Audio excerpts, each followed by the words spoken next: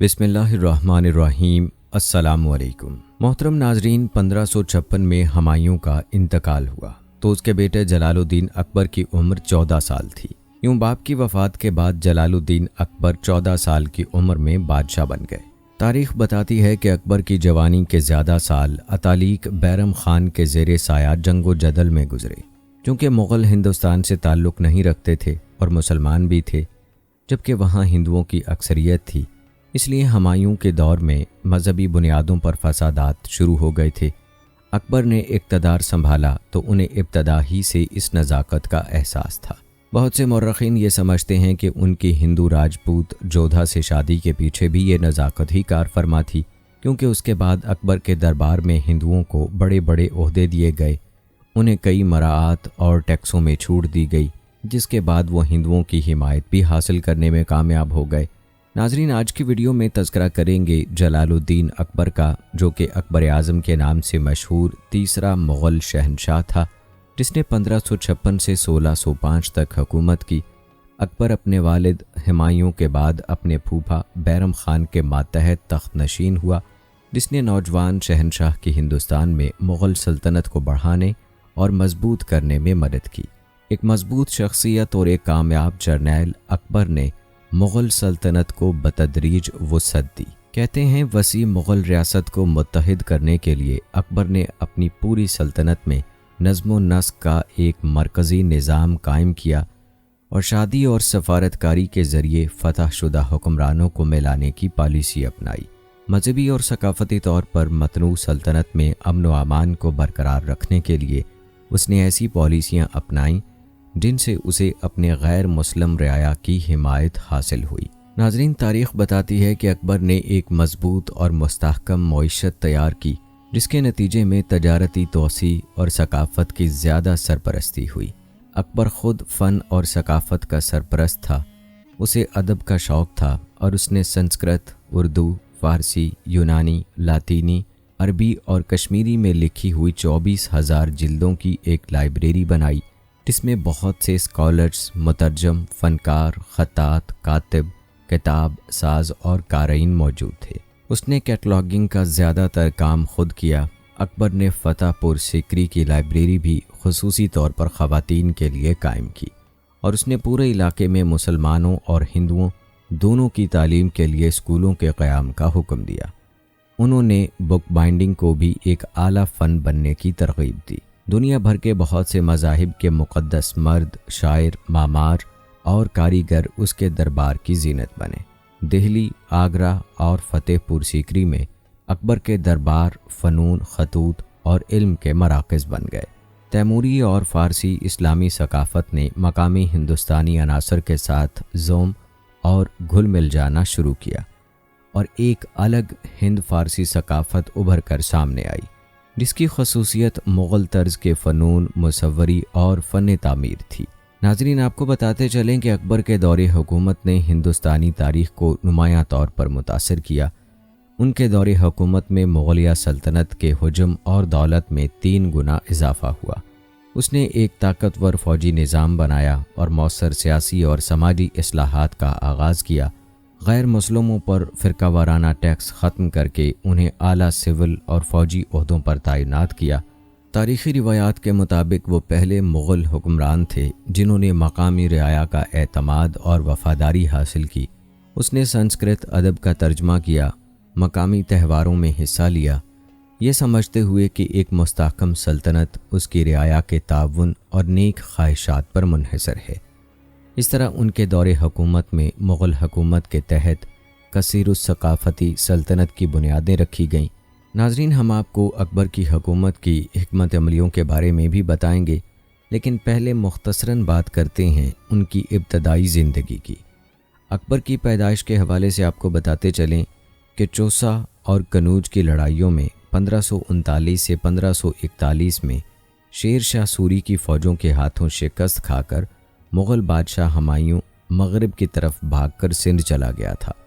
वहाँ उसकी मुलाकात 14 साला हमीदा बानो बेगम से हुई, जो हुमायूं के छोटे भाई हिंदल मिर्ज़ा के फ़ारसी उस्ताद शेख अली अकबर जामी की बेटी थी।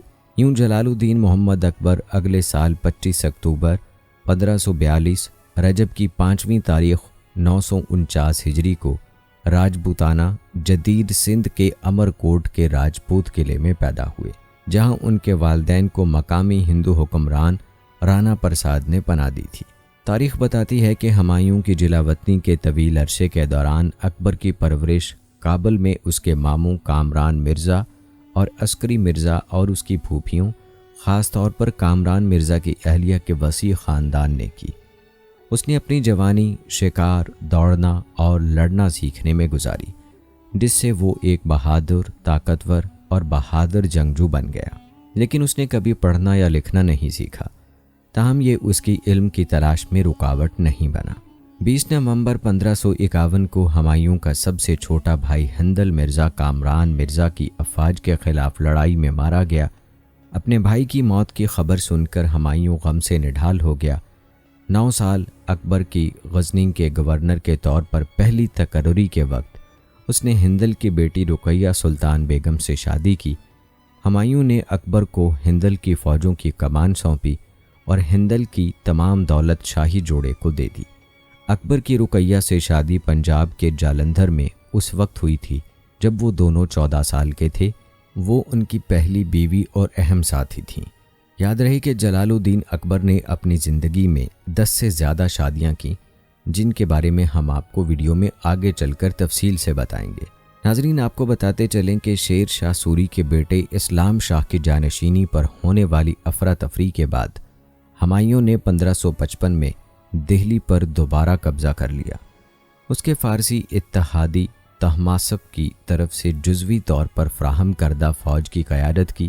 چند ماہ بعد ہمایوں کی موت ہو گئی۔ اکبر کے سرپرست بیرم خان نے اکبر کی جانشینی کی تیاری کے لیے موت کو چھپایا۔ تاریخی روایات کے مطابق اکبر نے 14 فروری 1556 کو ہمایوں کے بعد مغل تخت پر دوبارہ قبضہ کرنے کے لیے سکندر شاہ کے خلاف جنگ جاری رکھی۔ کلانور پنجاب میں 14 سالہ اکبر کو بیرم خان نے ایک نئے تعمیر شدہ چبوترے پر تخت نشین کیا جو ابھی تک کھڑا ہے۔ اسے شہنشاہ، فارسی میں بادشاہوں کا بادشاہ، قرار دیا گیا تھا۔ ناظرین، آئیے اب بات کرتے ہیں اکبر کی فوجی مہمات کی۔ آپ کو بتاتے چلیں کہ اکبر کے پاس ناقابل شکست فوجی مہمات کا ریکارڈ تھا، جس نے برصغیر پاک و ہند میں مغل حکومت کو مستحکم کیا۔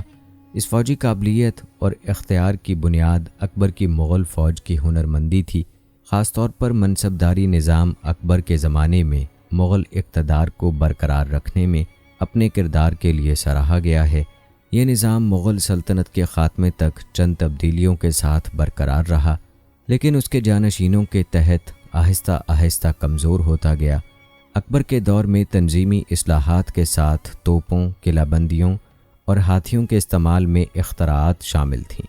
اکبر نے ماچس کے تالوں میں بھی دلچسپی لی اور مختلف تنازعات کے دوران انہیں مؤثر طریقے سے استعمال کیا۔ اس نے آتشی اسلحے اور توپ خانے کی خریداری میں عثمانیوں اور بڑھتے ہوئے یورپیوں، خاص طور پر پرتگالیوں اور اطالویوں کی مدد لی۔ اکبر کے زمانے میں مغل آتشی اسلحے کسی بھی چیز سے کہیں زیادہ بہتر تھے، جو علاقائی حکمرانوں، معاونینوں یا ذمہ داروں کے ذریعے تعینات کیے جا سکتے تھے۔ ان ہتھیاروں کا ایسا اثر تھا کہ اکبر کے وزیر ابو الفضل نے ایک بار اعلان کیا کہ ترکی کو چھوڑ کر شاید کوئی ملک ایسا نہیں ہے جس میں اس کے بندوقوں کے پاس حکومت کو محفوظ بنانے کے لیے ہندوستان سے زیادہ ذرائع موجود ہوں۔ ناظرین، موجودہ دور کی اصطلاحات میں یوں کہہ لیجئے کہ اپنے سپر پاور ہونے کا اعلان کیا۔ ناظرین، یاد رہے کہ اکبر کے والد ہمایوں نے صفی حمایت کے ساتھ پنجاب، دہلی اور آگرہ پر دوبارہ کنٹرول حاصل کر لیا تھا، لیکن ان علاقوں میں بھی مغلوں کی حکومت غیر یقینی تھی، اور جب ہمایوں کی موت کے بعد سوروں نے آگرہ اور دہلی کو دوبارہ فتح کیا تو شہنشاہ اکبر کی قسمت غیر یقینی لگ رہی تھی۔ اکبر کی اقلیت اور مغلوں کے مضبوط گڑھ قابل سے فوجی مدد کے کسی امکان کی کمی نے، جو بدخشاں کے حکمران شہزادہ مرزا سلیمان کے حملے کی زد میں تھا، صورتحال کو مزید گھمبیر کر دیا تھا۔ جب اکبر کے اتالیق بیرم خان نے مغل افواج کو مارچ کرنے کے لیے جنگی کونسل بلائی تو اکبر کے سرداروں میں سے کسی نے بھی اس کی منظوری نہیں دی۔ البتہ بیرم خان امراء پر غالب آنے میں کامیاب ہو گیا۔ تاہم اور یہ طے پایا کہ مغل پنجاب میں سر کے سب سے مضبوط حکمران سکندر بادشاہ کے خلاف مارچ کریں گے۔ دہلی کو تردی بیگ خان کی حکومت میں چھوڑ دیا گیا تھا، تاہم سکندر شاہ سوری نے اکبر کے لیے کوئی بڑی فکر نہیں کی اور مغل فوج کے قریب آنے پر جنگ کرنے سے گریز کیا۔ سب سے بڑا خطرہ ہیمو کی طرف سے آیا، جو سور حکمرانوں میں سے ایک وزیر اور جنرل تھا، جس نے خود کو ہندو شہنشاہ قرار دیا تھا اور مغلوں کو ہند گنگا کے میدانی علاقوں سے نکال دیا تھا۔ کہتے ہیں بیرم خان کی طرف سے زور دیا گیا، جس نے ہیمو کے اپنی پوزیشن کو مستحکم کرنے سے پہلے مغل فوج کو دوبارہ مارشل کیا۔ اکبر نے اس پر دوبارہ قبضہ کرنے کے لیے دہلی کی طرف کوچ کیا۔ بیرم خان کی قیادت میں اس کی فوج نے ہیمو اور سور کی فوج کو 5 نومبر 1556 کو پانی پت کی دوسری جنگ میں دہلی کے شمال میں 50 میل کے فاصلے پر شکست دی۔ ناظرین، تاریخ بتاتی ہے کہ لڑائی کے فوراً بعد مغل افواج نے دہلی اور پھر آگرہ پر قبضہ کر لیا۔ اکبر نے فاتحانہ انداز میں دہلی میں داخلہ لیا، جہاں وہ 1 ماہ تک رہا۔ پھر وہ اور بیرم خان سکندر شاہ سے نمٹنے کے لیے پنجاب واپس آئے، جو دوبارہ سرگرم ہو گیا تھا۔ اگلے 6 مہینوں میں مغل نے سکندر شاہ سوری کے خلاف ایک اور بڑی جنگ جیت لی، جو مشرقی بنگال کی طرف بھاگ گئے۔ اکبر اور اس کی افواج نے لاہور پر قبضہ کیا اور پھر پنجاب میں ملتان پر قبضہ کر لیا۔ اس کے بعد 1558 میں اکبر نے اپنے مسلمان حکمران کی شکست اور اڑان کے بعد اجمیر پر قبضہ کر لیا، جو راجپوتانہ کا یک بستہ تھا۔ اس کے علاوہ مغلوں نے دریائے نرمدا کے شمال میں سب سے بڑا گڑھ گوالیار قلعے کا بھی محاصرہ کر کے سور افواج کو شکست دے دی۔ کہتے ہیں اکبر نے طریقہ کار سے تیموری نشاط ثانیہ کی ایک تاریخی وراثت کو دوبارہ متعارف کرایا، جس سے اس کے آباء و اجداد نے چھوڑا تھا۔ ناظرین، 1559 تک مغلوں نے راجپوتانہ اور مالوا میں جنوب کی طرف ایک مہم شروع کر دی تھی، تاہم اکبر کے اپنے اتالیق بیرم خان کے ساتھ تنازعات نے عارضی طور پر توسیع کو ختم کر دیا۔ نوجوان شہنشاہ 18 سال کی عمر میں معاملات کے انتظام میں زیادہ فعال حصہ لینا چاہتا تھا۔ اپنی رضائی والدہ ماہم آنگا اور اپنے رشتہ داروں کے زور پر اکبر نے بیرم خان کی خدمات سے دستبردار ہونے کا فیصلہ کیا۔ عدالت میں ایک اور تنازع کے بعد اکبر نے بالآخر 1560 کے موسم بہار میں بیرم خان کو برطرف کر دیا اور اسے حج پر مکہ جانے کا حکم دیا۔ بیرم خان مکہ کے لیے روانہ ہوا، لیکن راستے میں اس کے مخالفین نے بغاوت پر آمادہ کیا۔ وہ پنجاب میں مغل فوج کے ہاتھوں شکست کھا کر سر تسلیم خم کرنے پر مجبور ہوئے، تاہم اکبر نے اسے معاف کر دیا اور اسے یہ اختیار دیا کہ وہ یا تو اپنے دربار میں جاری رہے یا پھر سے اپنی زیارت شروع کر سکے۔ بیرام نے بعد کا انتخاب کیا اور بیرم خان کو مکہ جاتے ہوئے مبینہ طور پر ایک افغان نے ذاتی اناد کے ساتھ قتل کر دیا تھا۔ ناظرین، تاریخی روایات کے مطابق 1560 میں اکبر نے دوبارہ فوجی آپریشن شروع کیا۔ ایک مغل فوج نے اپنے رضائی بھائی ادھم خان اور ایک مغل کمانڈر پیر محمد خان کی قیادت میں مالوا کی مغل فتح کا آغاز کیا۔ افغان حکمران باز بہادر کو سارنگپور کی جنگ میں شکست ہوئی اور وہ اپنے حرم، خزانہ اور جنگی ہاتھیوں کو چھوڑ کر پناہ کے لیے خاندیش بھاگ گیا۔ ابتدائی کامیابی کے باوجود مہم اکبر کے نقطہ نظر سے تباہ کن ثابت ہوئی۔ اس کے رضائی بھائی نے تمام مال غنیمت کو اپنے پاس رکھا اور ہتھیار ڈالنے والے فوجی دستوں، ان کی بیویوں اور بچوں اور بہت سے مسلم مذہبی ماہرین اور سیدوں کو، جو محمد صلی اللہ علیہ وآلہ وسلم کی اولاد میں سے تھے، کو ذبح کرنے کی وسطی ایشیائی مشق کے ساتھ عمل کیا۔ کہا جاتا ہے کہ اکبر ذاتی طور پر ادھم خان کا مقابلہ کرنے اور اسے کمان سے فارغ کرنے کے لیے مالوا چلا گیا۔ اس کے بعد پیر محمد خان کو باز بہادر کے تعاقب میں بھیجا گیا تھا، لیکن خاندیش اور برار کے حکمرانوں کے اتحاد نے انہیں شکست دی تھی۔ باز بہادر نے عارضی طور پر مالوا پر دوبارہ کنٹرول حاصل کر لیا، جب تک کہ اگلے سال اکبر نے ایک اور مغل فوج کو ریاست پر حملہ کرنے اور الحاق کے لیے بھیجا۔ یوں مالوا اکبر کے دور حکومت میں نوزائیدہ شاہی انتظامیہ کا صوبہ بن گیا۔ باز بہادر مختلف عدالتوں میں ایک پناہ گزین کے طور پر زندہ رہا، یہاں تک کہ 8 سال بعد 1570 میں اس نے اکبر کے ماتحت خدمات انجام دیں۔ ناظرین، کہتے ہیں مالوا میں حتمی کامیابی کے باوجود تنازع نے اکبر کے اپنے رشتہ داروں اور مغل رئیسوں کے ساتھ ذاتی تعلقات میں دراڑیں کھول دیں۔ جب ادم خان نے 1562 میں ایک اور تنازع کے بعد اکبر کا مقابلہ کیا تو اسے شہنشاہ نے مارا اور آگرہ میں محل کے صحن میں چھت سے پھینک دیا۔ اکبر نے اب غالب رعایا کے خطرے کو ختم کرنے کی کوشش کی۔ اس نے شاہی حکمرانی سے متعلق خصوصی وزارتی عہدے بنائے۔ مغل شرافت کے کسی فرد کو بلا شبہ برتری حاصل نہیں تھی۔ جب 1564 میں ازبک سرداروں کے ایک طاقتور قبیلے نے بغاوت کی تو اکبر نے فیصلہ کن طور پر شکست دی اور مالوا اور پھر بہار میں انہیں شکست دی۔ اس نے باغی لیڈروں کو معاف کر دیا۔ ان سے صلح کی امید پر انہوں نے دوبارہ بغاوت کر دی، چنانچہ اکبر کو دوسری بار ان کی بغاوت کو روکنا پڑا۔ اکبر کے بھائی اور کابل کے مغل حکمران مرزا محمد حکیم کے شہنشاہ کے طور پر اعلان کے ساتھ تیسری بغاوت کے بعد بالآخر اس کے صبر کا پیمانہ لبریز ہو گیا۔ یوں کئی ازبک سردار بعد میں مارے گئے اور باغی لیڈروں کو ہاتھیوں تلے روند کر ہلاک کر دیا گیا۔ ناظرین، اس کے ساتھ ہی مرزا اکبر کے دور کے چچا زاد بھائیوں کا ایک گروہ جو آگرہ کے قریب اہم جاگیریں رکھتے تھے بھی بغاوت پر اٹھے تھے۔ انہیں بھی قتل کر دیا گیا اور سلطنت سے باہر نکال دیا گیا۔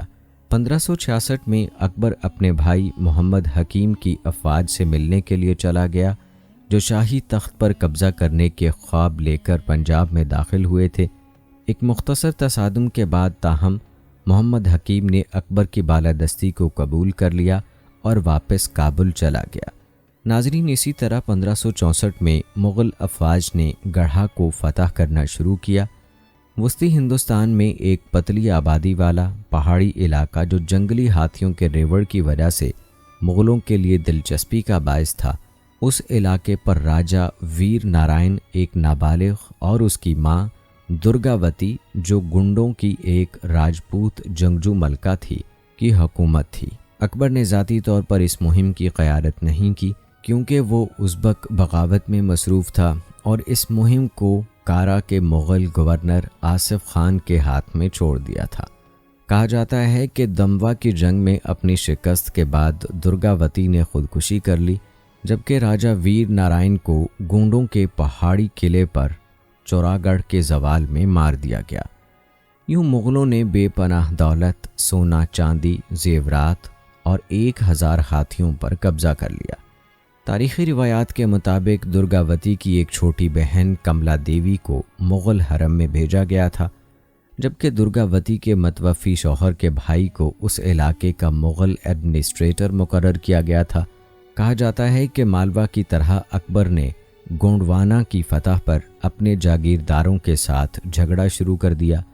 آصف خان پر زیادہ تر خزانے اپنے پاس رکھنے اور اکبر کو صرف 200 ہاتھی واپس بھیجنے کا الزام تھا۔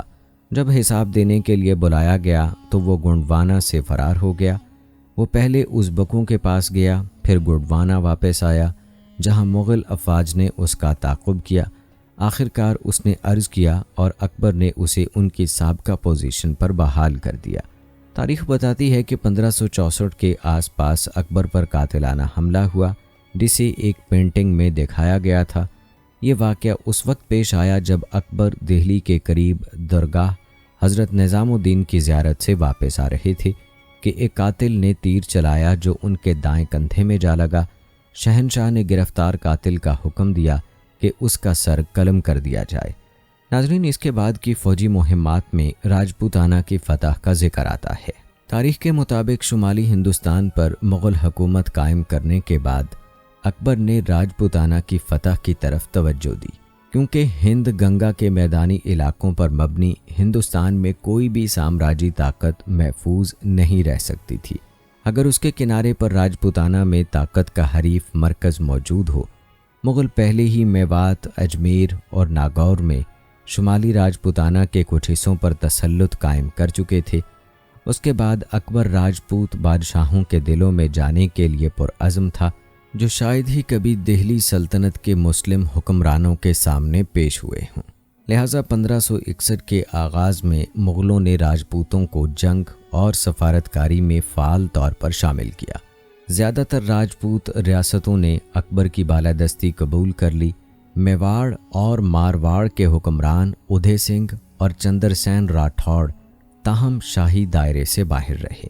رانا ادے سنگھ سسودیا کے حکمران رانا سانگا کی نسل سے تھے، جنہوں نے 1527 میں خانوا کی جنگ میں بابر سے جنگ کی تھی۔ سسودیا قبیلے کے سربراہ کے طور پر وہ ہندوستان کے تمام راجپوت بادشاہوں اور سرداروں میں اعلیٰ ترین رسمی حیثیت کے مالک تھے۔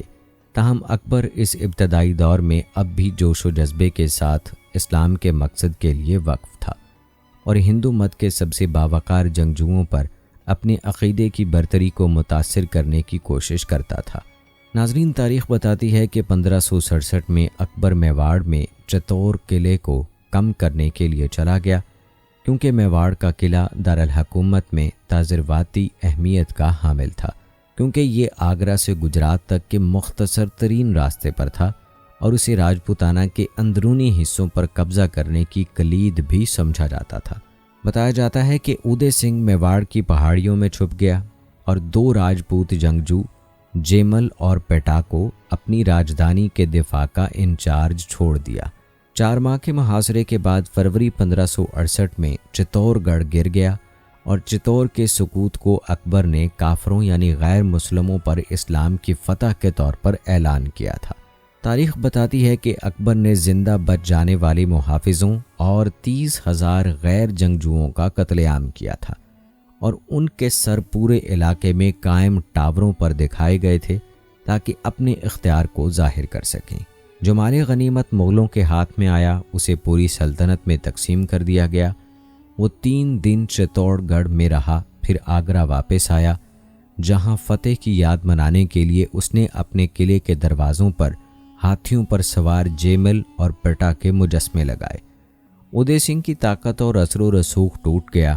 اس نے پھر کبھی میواڑ میں اپنی پہاڑی پناہ گاہ سے باہر جانے کا ارادہ نہیں کیا اور اکبر اس کے رہنے پر راضی تھا۔ ناظرین، یوں چتور گڑھ کے زوال کے بعد 1568 میں رنتھمبور قلعہ پر مغلوں کا حملہ ہوا۔ رنتھمبور پر ہاڈا راجپوتوں کا قبضہ تھا اور اسے ہندوستان کا سب سے طاقتور قلعہ کہا جاتا تھا۔ تاہم یہ چند ماہ کے بعد ہی گر گیا۔ اکبر اب تقریباً پورے راجپوتانہ کا مالک تھا۔ زیادہ تر راجپوت بادشاہ مغلوں کے تابع ہو چکے تھے، صرف میواڑ کے قبیلے ہی مزاحمت کرتے رہے۔ یاد رہے کہ ادے سنگھ کے بیٹے اور جانشین پرتاپ سنگھ کو بعد میں 1576 میں ہلدی گھاٹی کی لڑائی میں مغلوں نے شکست دی تھی۔ تاہم رانا پرتاپ سنگھ نے مغلوں پر مسلسل حملہ کیا اور اکبر کی زندگی میں اپنے آباء و اجداد کی زیادہ تر سلطنت کو برقرار رکھنے میں کامیاب رہا۔ ناظرین، اکبر کے اگلے فوجی مقاصد گجرات اور بنگال کی فتح تھے، جنہوں نے ہندوستان کو بالترتیب بحیرہ عرب اور خلیج بنگال کے ذریعے ایشیا، افریقہ اور یورپ کے تجارتی مراکز سے جوڑ دیا۔ مزید برآں گجرات باغی مغل رئیسوں کی پناہ گاہ رہا تھا، جبکہ بنگال میں افغانوں کا اب بھی اپنے حکمران سلیمان خان کرانی کے زیر اثر کافی اثر و رسوخ تھا۔ اکبر نے سب سے پہلے گجرات کے خلاف پیش قدمی کی، جو کہ راجپوتانہ اور مالوا کے مغل صوبوں میں واقع تھا۔ گجرات اپنے ساحلی علاقوں کے ساتھ اس کے وسطی میدانی علاقوں میں زرعی پیداوار کی بھرپور پیداوار، ٹیکسٹائل اور دیگر صنعتی سامان کی شاندار پیداوار اور ہندوستان کی مصروف ترین بندرگاہیں ہیں۔ اسی لیے اکبر نے سمندری ریاست کو ہند گنگا کے میدانی علاقوں کے وسیع وسائل سے جوڑنے کا ارادہ کیا۔ تاہم ظاہری بات یہ تھی کہ باغی مرزا، جنہیں پہلے ہندوستان سے نکال دیا گیا تھا، اب وہ جنوبی گجرات کے ایک اڈے سے کام کر رہے ہیں۔ مزید برآں اکبر کو گجرات کے گروہوں کی طرف سے حکمران بادشاہ کو معزول کرنے کے لیے دعوت نامے موصول ہوئے تھے، جو اس کی فوجی مہم کے لیے جواز کے طور پر کام کرتے تھے۔ 1572 میں وہ احمد آباد، دارالحکومت اور دیگر شمالی شہروں پر قبضہ کرنے کے لیے منتقل ہو گیا اور اسے گجرات کا قانونی خود مختار قرار دیا گیا۔ 1573 تک اس نے مرزاؤں کو بھگا دیا تھا جو علامتی مزاحمت کی پیشکش کے بعد دکن میں پناہ لینے کے لیے بھاگ گئے۔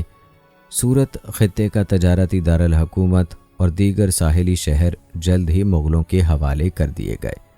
تاریخ بتاتی ہے کہ گجرات پر اپنا اقتدار قائم کرنے کے بعد اکبر فتح پور سیکری واپس آیا، جہاں اس نے اپنی فتوحات کی یاد میں بلند دروازہ تعمیر کروایا، لیکن افغان امراء کی طرف سے بغاوت، جس کی حمایت ادر کے راجپوت حکمران نے کی، اور مرزا کی نئی سازشوں نے اسے گجرات واپس جانے پر مجبور کر دیا۔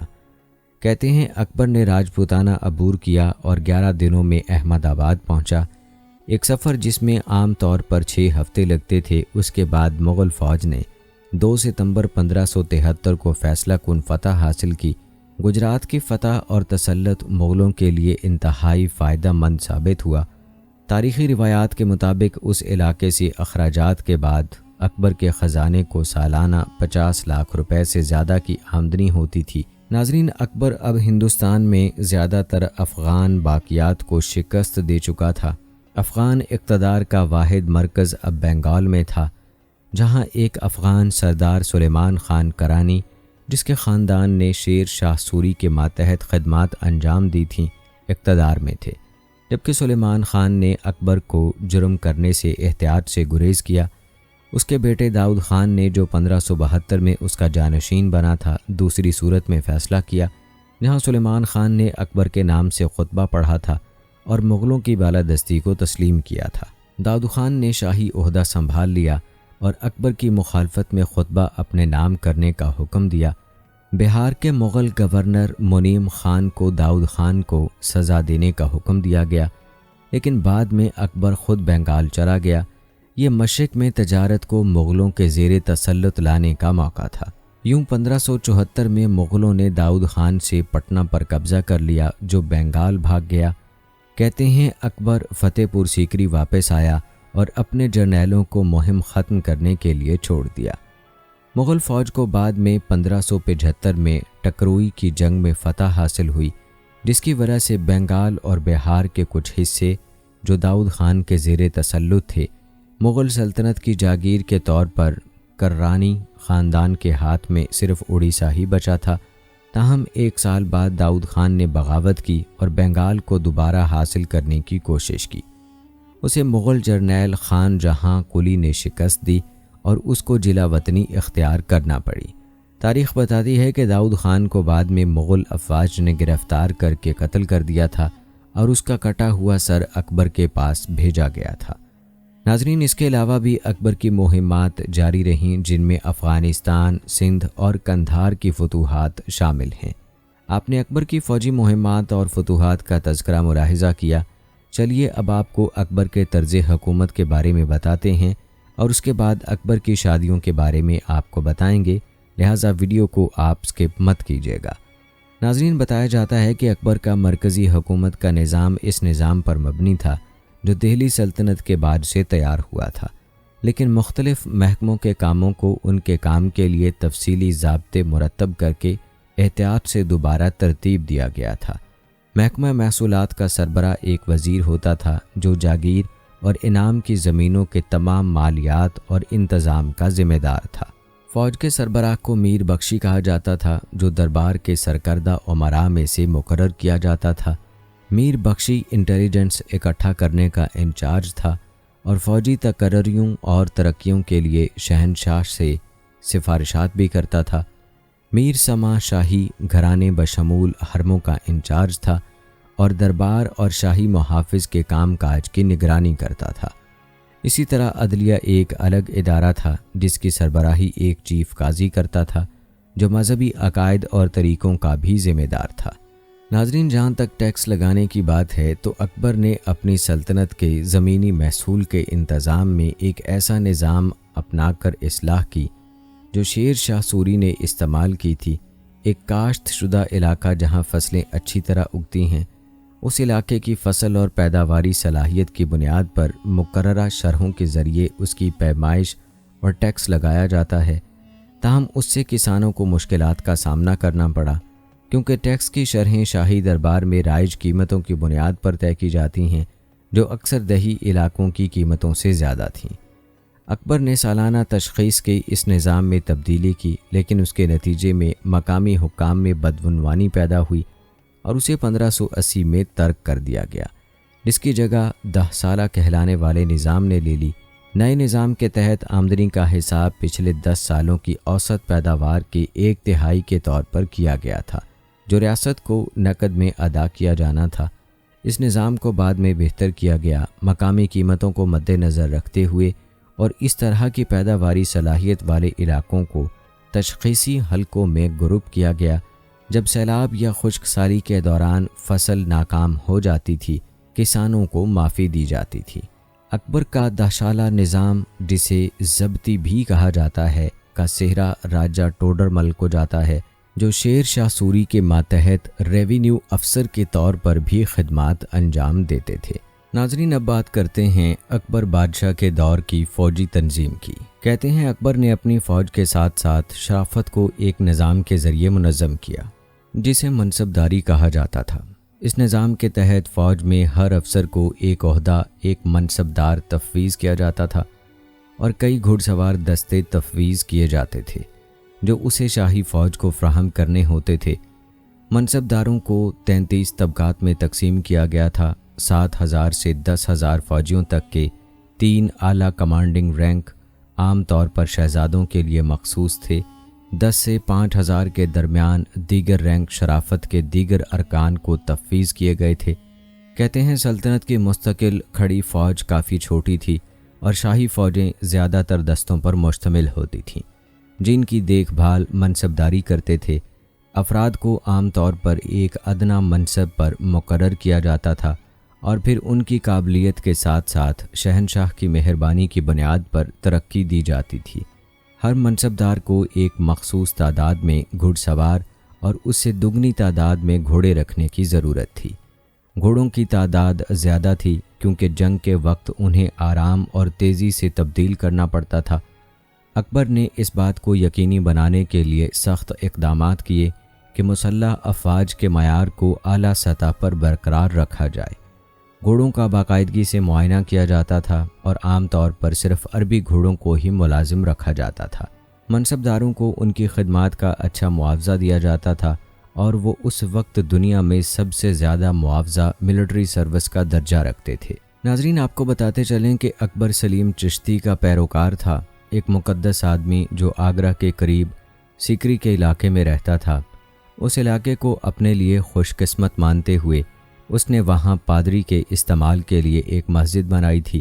اس کے بعد اس نے چتور اور نتھمبور پر فتوحات کا جشن 1569 میں آگرہ کے مغرب میں 23 میل کے فاصلے پر ایک نئی فصیل دار دارالحکومت کی بنیاد رکھ کر منایا، جسے 1573 میں گجرات کی فتح کے بعد فتح پور یعنی فتح کا شہر کا نام دیا گیا، اور بعد میں اسے فتح پور سیکری کے نام سے جانا جانے لگا، تاکہ اسے اسی طرح کے دوسرے شہروں سے ممتاز کیا جا سکے۔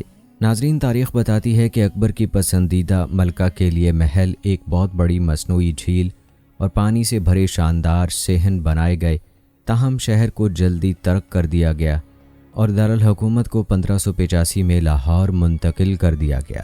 اس کی وجہ یہ ہو سکتی ہے کہ فتح پور سیکری میں پانی کی فراہمی ناکافی تھی یا ناقص معیار کی تھی، جبکہ کچھ مورخین کا خیال ہے کہ اکبر کو اپنی سلطنت کے شمال مغربی علاقوں میں جانا پڑا، اور اس لیے اپنا دارالحکومت شمال مغرب میں منتقل کر دیا، اور دوسرے ذرائع سے پتہ چلتا ہے کہ اکبر نے شہر میں دلچسپی کھو دی یا محسوس کیا کہ یہ فوجی طور پر قابل دفاع نہیں ہے۔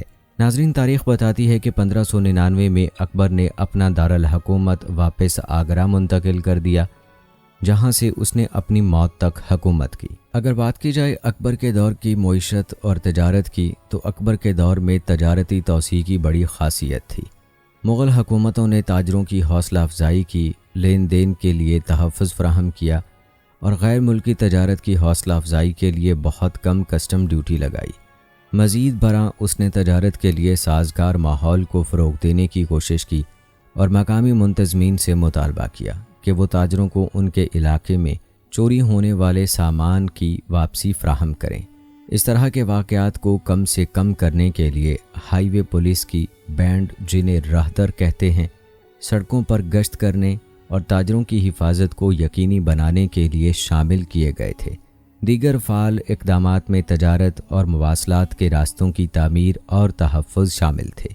नाज़रीन, अकबर ने पंजाब के शुमाल मगरबी शहरों मुल्तान और लाहौर पर भी तजरबाती तौर पर कब्ज़ा किया और अजीम किले तामीर किए, जैसे कि अटक में ग्रैंड ट्रंक रोड और दरियाए सिंध के क्रॉसिंग के करीब नीज़ छोटे किलों का एक नेटवर्क, जिसे थाना कहते हैं, फ़ारिस और वस्ती एशिया के साथ ज़मीनी तजारत को महफूज बनाने के लिए सरहद।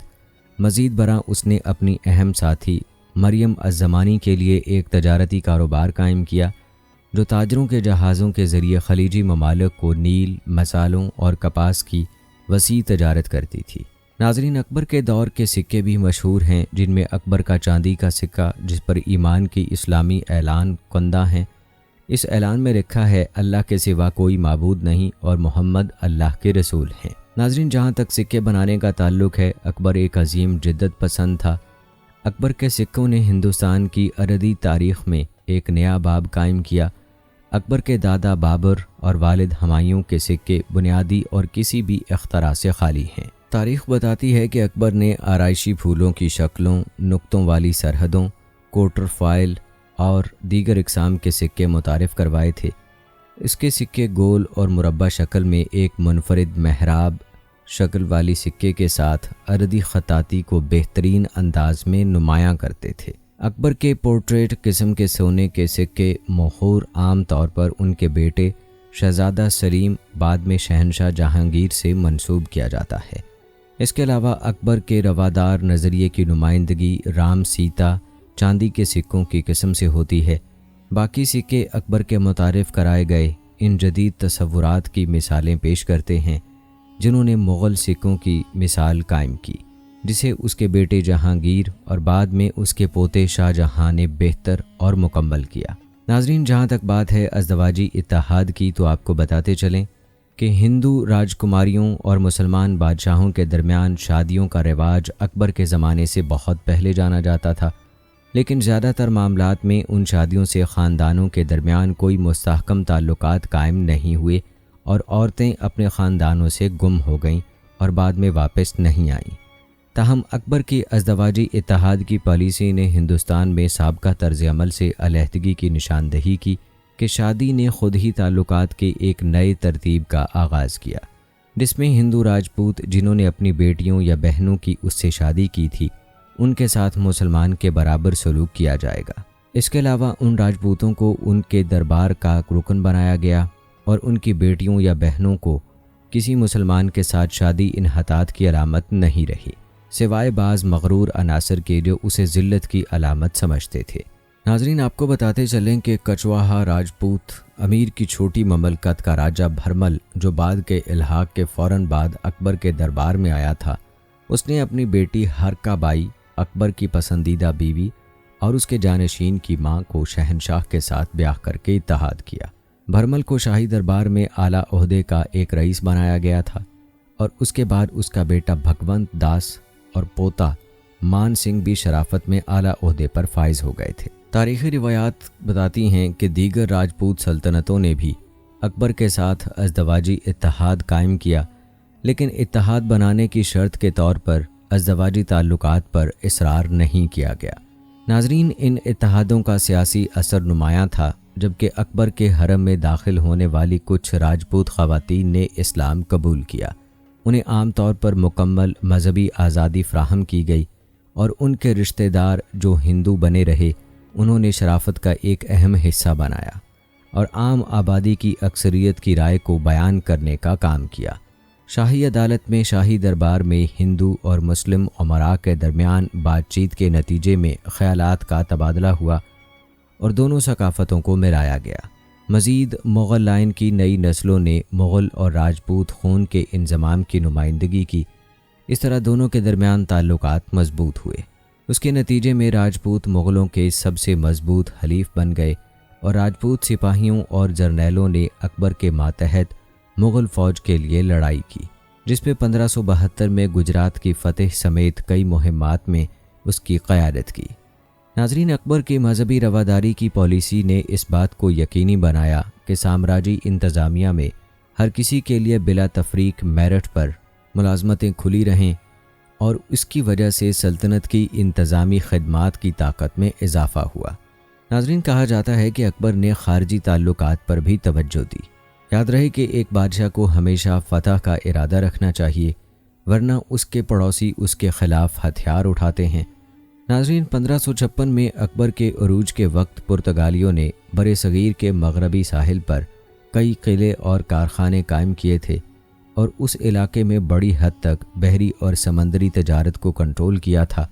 اس استعمار کے نتیجے میں دیگر تمام تجارتی ادارے پرتگالیوں کی شرائط و ضوابط کے تابع تھے، اور اس سے گجرات کے بہادر شاہ سمیت اس وقت کے حکمران اور تاجروں نے ناراضگی ظاہر کی تھی۔ سن 1572 میں مغل سلطنت نے گجرات پر قبضہ کر لیا، اور مقامی حکام کی جانب سے اکبر کو یہ اطلاع دینے کے بعد سمندر تک اپنی پہلی رسائی حاصل کر لی کہ پرتگالیوں نے بحیرہ ہند میں اپنا کنٹرول حاصل کرنا شروع کر دیا۔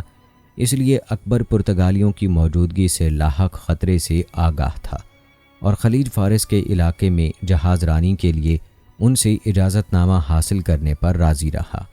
1572 میں سورت کے محاصرے کے دوران مغلوں اور پرتگالیوں کی ابتدائی ملاقات میں پرتگالیوں نے مغل فوج کی اعلیٰ طاقت کو تسلیم کرتے ہوئے جنگ کی بجائے سفارتکاری کو اپنانے کا انتخاب کیا۔ پرتگالی گورنر نے اکبر کی درخواست پر اسے دوستانہ تعلقات قائم کرنے کے لیے ایک سفیر بھیجا۔ اکبر نے پرتگالیوں سے کچھ خریدنے اور محفوظ کرنے کی کوشش کی۔ ناظرین، تاریخی روایات کے مطابق اکبر نے سفارتکاری کی پیشکش کو قبول کر لیا، لیکن پرتگالیوں نے بحیرہ ہند میں مسلسل اپنے اختیار اور طاقت کا دعویٰ کیا۔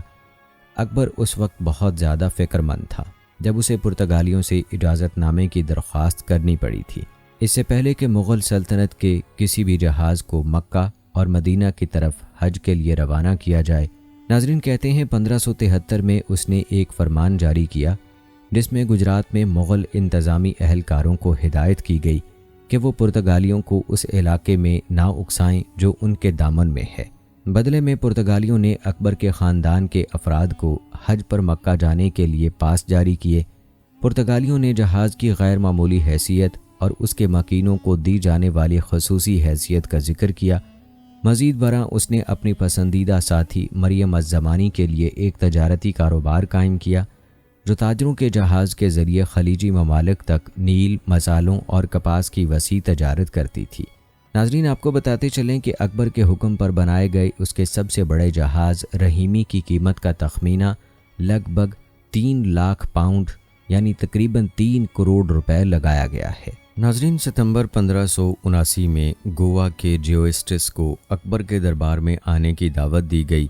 شہنشاہ نے اپنے کاتبوں کو نئے عہد نامہ کا ترجمہ کرنے پر مجبور کیا اور جیوسٹس کو خوشخبری کی تبلیغ کی آزادی دی۔ ان کے ایک بیٹے سلطان مراد مرزا کو ان کی تعلیم کے لیے اینتونی ڈی مونسٹریٹ کے سپرد کیا گیا۔ عدالت میں بحث کے دوران جیوسٹس نے خود کو اپنے عقائد کے اظہار تک محدود نہیں رکھا، بلکہ اسلام اور محمد صلی اللہ علیہ وآلہ وسلم کی توہین بھی کی۔ ان کے تبصروں سے ائمہ اور علماء مشتعل ہوئے جنہوں نے تبصرے پر اعتراض کیا، لیکن اکبر نے ان کے تبصروں کو ریکارڈ کرنے کا حکم دیا اور یسوع اور ان کے طرز عمل کا مشاہدہ کیا۔ ناظرین، اس واقعے کے بعد 1581 میں ملا محمد یزدی اور بنگال کے چیف قادری معیز الملک کی قیادت میں مسلمان علماء کی بغاوت ہوئی۔ باغی اکبر کا تختہ الٹ کر اس کے بھائی مرزا محمد حکیم کابل کے حکمران کو مغلیہ تخت پر بٹھانا چاہتے تھے۔ اکبر نے باغیوں کو کامیابی سے شکست دی، لیکن وہ اپنے مہمانوں اور اپنے اعلانات کے بارے میں زیادہ محتاط ہو گیا تھا، جسے بعد میں اس نے اپنے مشیروں کے ساتھ احتیاط سے چیک کیا۔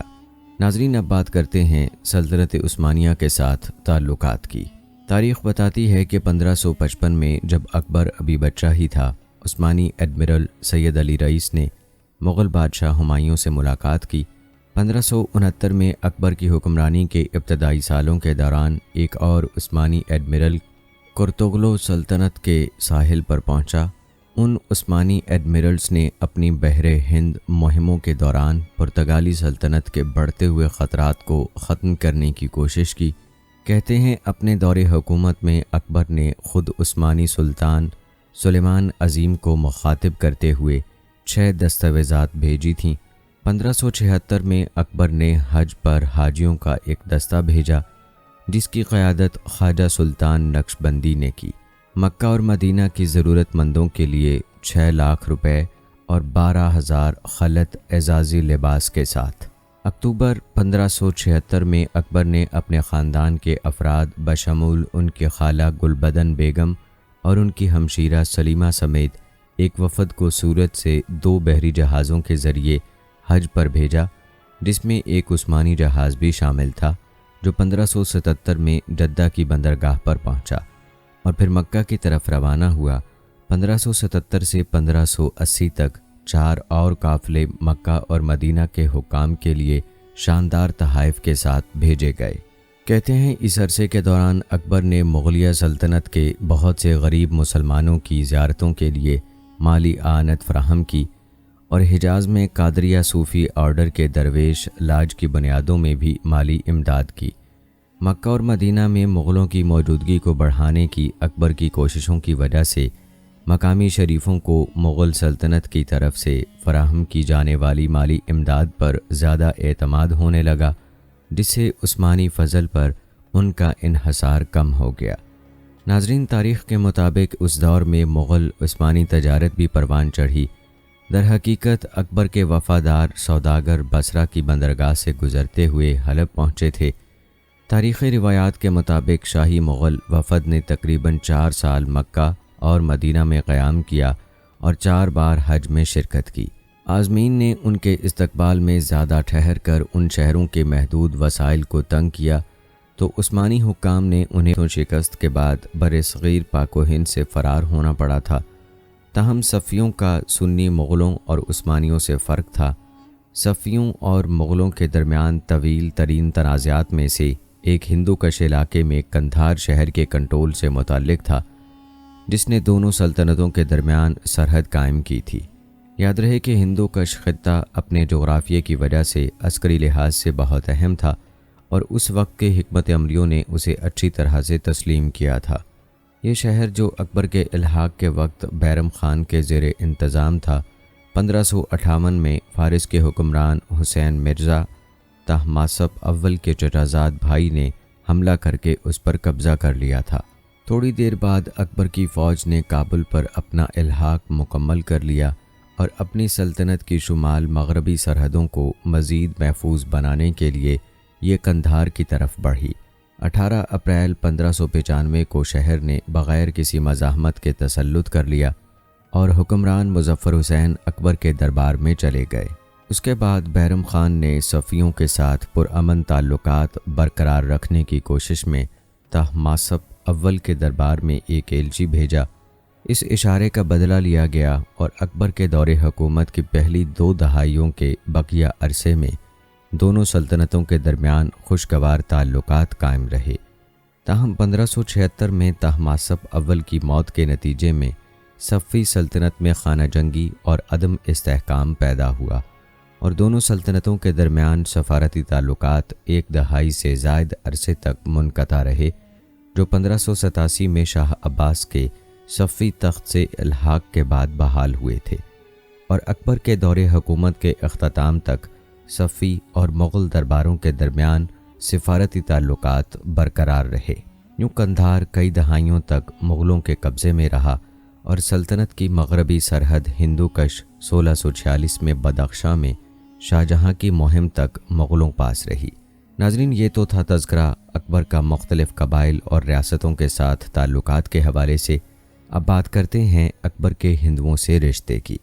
تاریخی روایات میں آتا ہے کہ اکبر نے حکم دیا کہ جن ہندوؤں کو زبردستی اسلام قبول کرنے پر مجبور کیا گیا تھا وہ سزائے موت کا سامنا کیے بغیر دوبارہ ہندو مذہب اختیار کر سکتے ہیں۔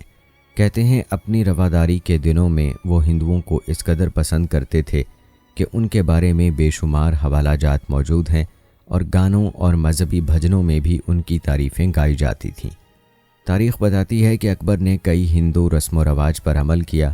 اس نے دیوالی منائی، برہمن پجاریوں کو آشیرواد کے ذریعے اپنی کلائیوں کے گرد جواہرات کی تاریں باندھنے کی اجازت دی، اور اس کی قیادت کے بعد بہت سے رئیسوں نے راکھی پہننا شروع کیا۔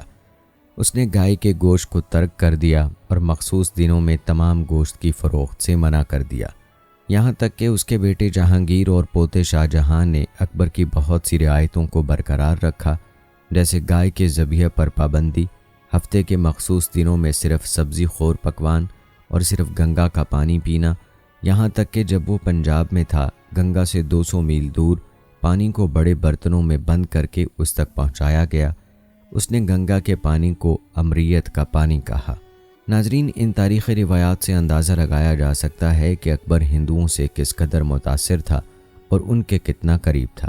جہاں تک بات ہے جینوں سے تعلق کی، تو تاریخی روایات بتاتی ہیں کہ اکبر باقاعدگی سے جین علماء سے بات چیت کرتا تھا اور ان کی تعلیمات سے بھی بہت متاثر ہوا تھا۔ جین کی رسومات کے ساتھ ان کا پہلا سامنا اس وقت ہوا تھا جب اس نے 6 ماہ کے طویل روزے کے بعد چمپا نامی جین شراوکا کے جلوس کو دیکھا۔ اس کی طاقت اور لگن سے متاثر ہو کر اس نے اپنے گرو یا روحانی استاد اچاریہ ہیرواجیا سوری کو فتح پور سیکری میں مدعو کیا تھا۔ اچاریہ نے قبول کیا، اس نے دعوت دی اور گجرات سے مغل دارالحکومت کی طرف مارچ کیا۔ کہتے ہیں اکبر اچاریہ کی علمی خوبیوں اور کردار سے بہت متاثر ہوا۔ انہوں نے مختلف مذاہب کے فلسفیوں کے درمیان متعدد بین المذاہب مکالمے کیے۔ گوشت کھانے کے خلاف جینوں کے دلائل نے انہیں سبزی خور بننے پر آمادہ کیا۔ کہتے ہیں اکبر نے بہت سے شاہی احکامات بھی جاری کیے جو جین کے مفادات کے لیے سازگار تھے، جیسے کہ جانوروں کے ذبیحہ پر پابندی لگانا۔ جین مصنفین نے بھی مغل دربار میں اپنے تجربے کے بارے میں سنسکرت تحریروں میں لکھا ہے، جو مغل مورخین کے لیے ابھی تک زیادہ تر نامعلوم ہیں۔ ناظرین، آپ کو بتاتے چلیں کہ ہندوستانی سپریم کورٹ نے اکبر کو جدید ہندوستان کا معمار قرار دیتے ہوئے جین اور مغل فن تعمیر کے ساتھ رہنے کی مثالیں پیش کی ہیں اور کہا ہے کہ وہ جین مت کے لیے بہت احترام رکھتے تھے۔ 1584، 1592 اور 1598 میں اکبر نے اماری گھوسانا کا اعلان کیا تھا، جس میں پریوشن اور مہاویر جنم کلیانک کے دوران جانوروں کے ذبح پر پابندی تھی۔ اس نے پالیتانہ جیسے جین یاتری مقامات سے جزیہ ٹیکس ہٹایا۔ سوری کے شاگرد سنتی چندر کو شہنشاہ کے پاس بھیجا گیا، جس نے اپنے شاگرد بھانو چندر اور سدھی چندر کو دربار میں چھوڑ دیا۔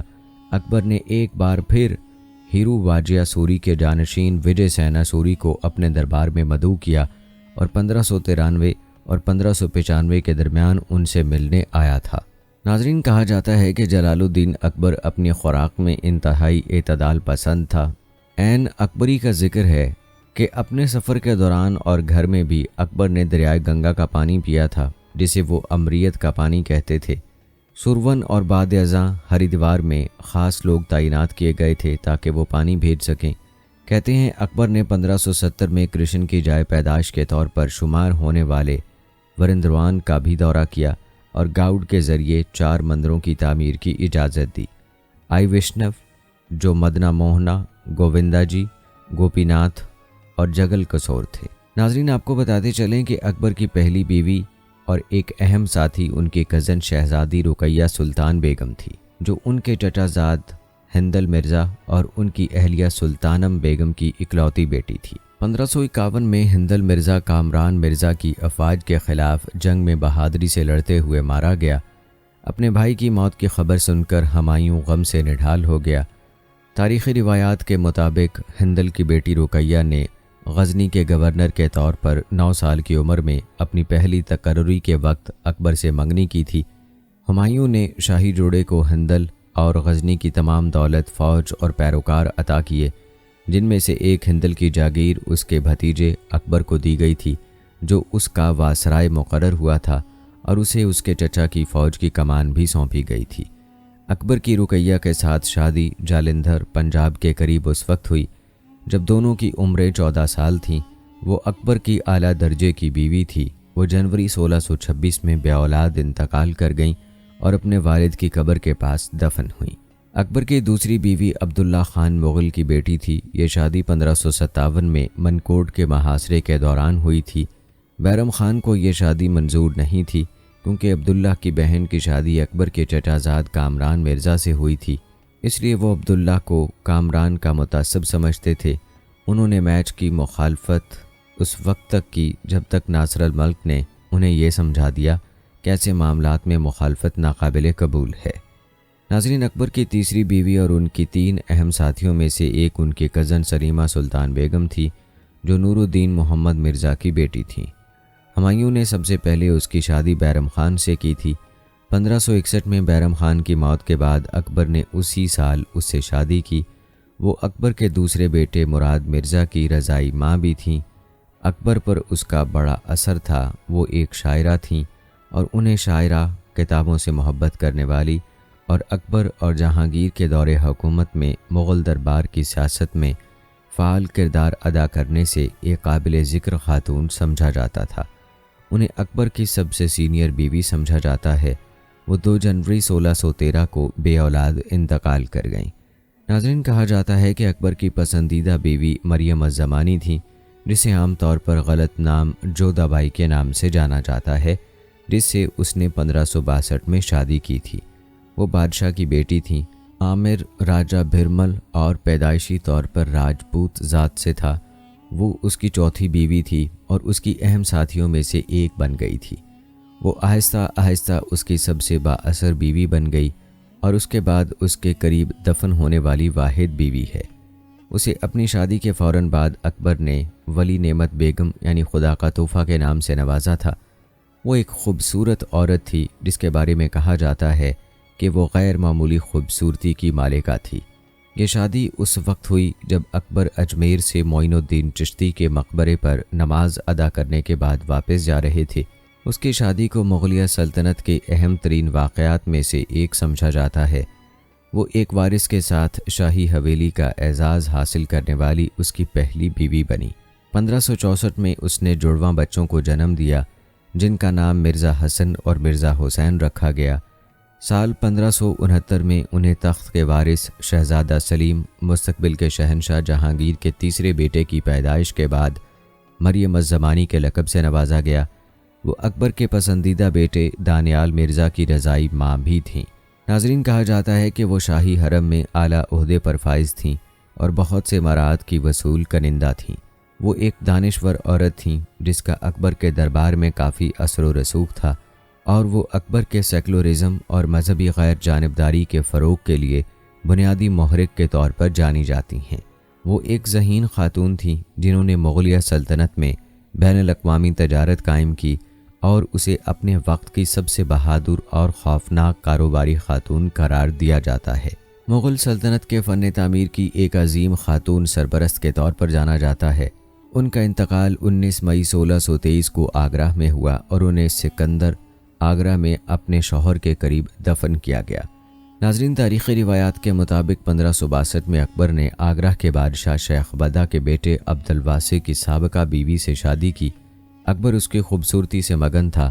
اس نے عبد الواسع کو حکم دیا کہ وہ اسے طلاق دے دے۔ ان کی ایک اور بیوی گوہر النساء بیگم تھیں جو شیخ محمد بختیار کی بیٹی اور شیخ جمال بختیار کی بہن تھیں۔ اکبر کی اگلی شادی 1564 میں خاندیش کے حکمران میرا مبارک شاہ کی بیٹی سے ہوئی۔ 1564 میں اس نے عدالت کو تحائف بھیجے جس میں درخواست کی گئی کہ اس کی بیٹی کی شادی اکبر سے کر دی جائے۔ میرا کی درخواست منظور ہوئی اور حکم جاری ہوا۔ اعتماد خاں کو میرا کے سفیروں کے ساتھ بھیجا گیا اور جب وہ قلعہ اسیر کے قریب پہنچا جو میرا کی رہائش گاہ تھا، میرا نے اعزاز کے ساتھ استقبال کیا اور اپنی بیٹی کو اعتماد کے ساتھ روانہ کیا۔ معززین کی بڑی تعداد ان کے ہمراہ تھی۔ یہ شادی ستمبر 1564 میں ہوئی جب وہ اکبر کے دربار میں پہنچی۔ جہیز کے طور پر مبارک شاہ نے بیجا گڑھ اور ہنڈیا کو اپنے شاہی داماد کے حوالے کر دیا۔ ناظرین، اکبر نے 1570 میں ایک اور راجپوت شہزادی سے شادی کی۔ راج کماری کنہا کی بیٹی تھی جو بیکانیر کے حکمران رائے کلیان کا بھائی تھا۔ یہ شادی 1570 میں ہوئی جب اکبر ملک کے اس حصے میں آیا۔ کلیان نے اکبر کو خراج عقیدت پیش کیا۔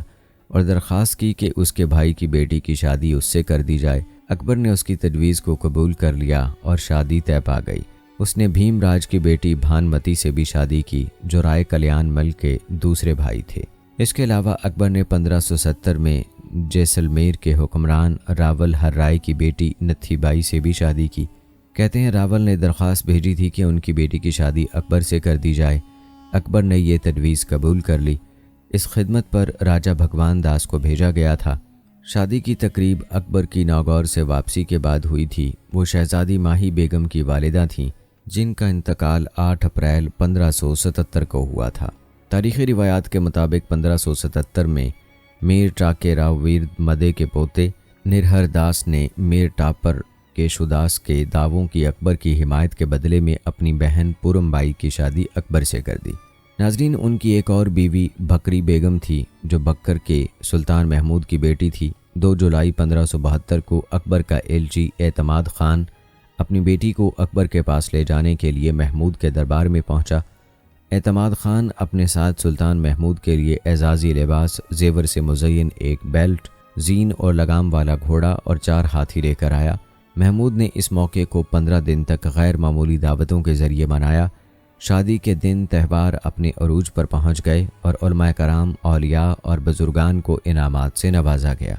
محمود نے انعام خان کو 30,000 روپے نقد اور قسم کی پیشکش کی اور اپنی بیٹی کو ایک عظیم جہیز اور ایک متاثر کن وفد کے ساتھ رخصت کیا۔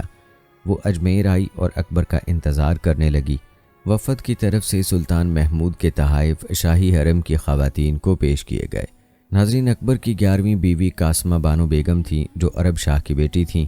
یہ شادی 1575 میں ہوئی تھی۔ یہ ایک عظیم دعوت تھی اور ریاست کے اعلیٰ افسران اور دیگر ستون موجود تھے۔ اکبر کی 12ویں بیوی بی بی دولت شاد تھی۔ وہ شہزادی شکرالنساء بیگم کی والدہ تھیں اور شہزادی ارم بانو بیگم کی پیدائش 22 دسمبر 1584 کو ہوئی تھی۔ ان کی اگلی بیوی ایک کشمیری شمس چک کی بیٹی تھی۔